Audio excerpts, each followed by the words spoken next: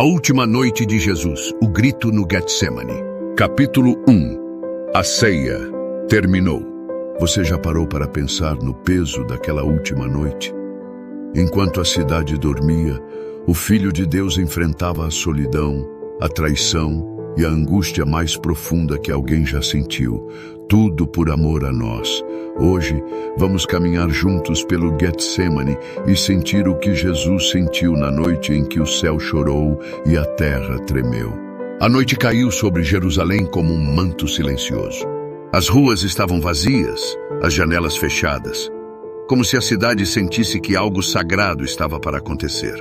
No andar superior de uma casa simples, a ceia havia terminado. O pão havia sido partido, o vinho compartilhado. Em meio à luz suave das lamparinas, Jesus olhou nos olhos de cada um dos seus discípulos. Havia amor, mas também despedida. O ambiente carregava uma paz silenciosa e, ao mesmo tempo, um peso invisível. E se você soubesse que tem apenas mais uma noite de vida, o que você faria? Fugiria? Gritaria? Se esconderia? Ele sabia. Sabia que aquela era a última noite. Sabia que a cruz o esperava. E mesmo assim, permaneceu firme, porque seu amor era maior que o medo. Capítulo 2. O jardim escuro. Jesus deixou o cenáculo e desceu em silêncio pelas vielas da cidade. Seus passos eram calmos, mas decididos. A lua cheia o acompanhava do céu. Ao leste estava o jardim, Getsemane, um lugar de oração, de encontros com o Pai. Mas naquela noite tudo parecia diferente. O vento entre as oliveiras sussurrava um lamento. E o jardim, escuro, silencioso, como se segurasse o fôlego diante do que estava para acontecer. Capítulo 3. Vigiai comigo. Ficai aqui e vigiai comigo, disse Jesus aos seus amigos mais próximos.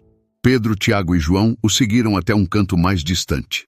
Ele estava angustiado, como nunca antes. Os discípulos sentaram-se, mas o sono os venceu. Enquanto o Salvador se preparava para enfrentar o peso do mundo, seus amigos dormiam. Jesus olhou para eles com ternura e solidão. Na hora mais escura, ele estava só.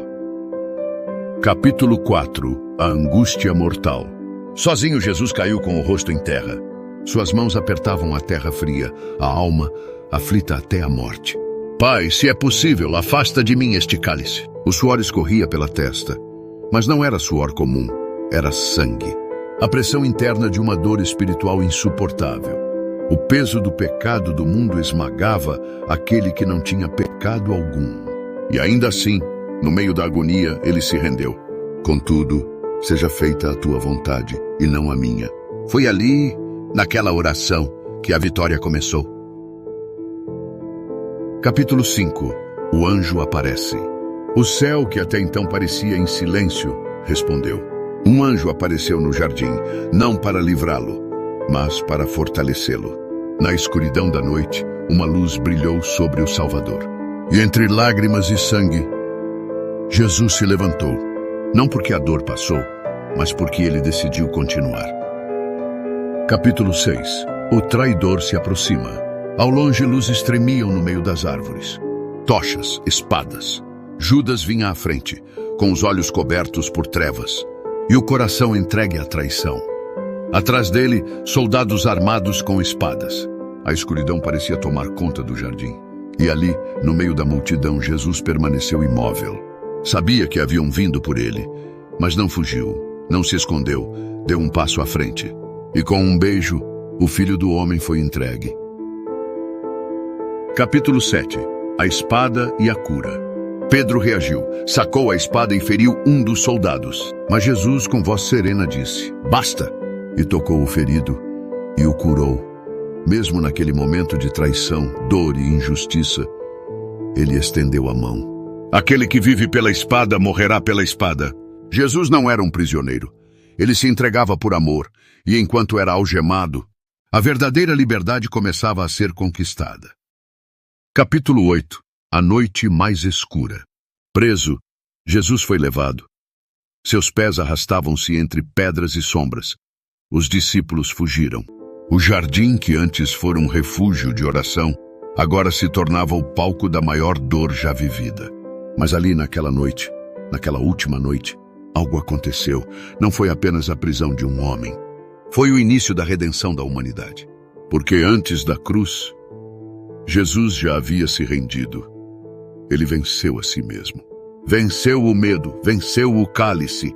E com ele, a humanidade venceu, o amor venceu. Essa é a história do Getsemane, a última noite de Jesus, onde a luz brilhou, na noite mais escura. Arrependimento e chamada espiritual. Naquela noite Jesus chorou, mas não chorou por si. Chorou por mim, chorou por você. Ele poderia ter fugido, poderia ter pedido ao céu que o livrasse, mas ele ficou. Ele escolheu o cálice, ele escolheu a cruz, por amor. E nós, o que temos feito com esse amor? Será que temos estado como Pedro, armados pela carne?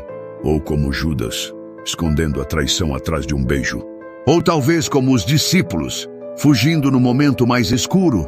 Hoje o Getsemane nos chama de volta, não para observar, mas para ajoelhar. Porque o mesmo Jesus que suou sangue por nós, ainda nos espera, ainda perdoa, ainda ama. Se você gostou dessa história e foi tocado, escreva nos comentários: Eu te amo, Jesus. Compartilhe e dê seu like também.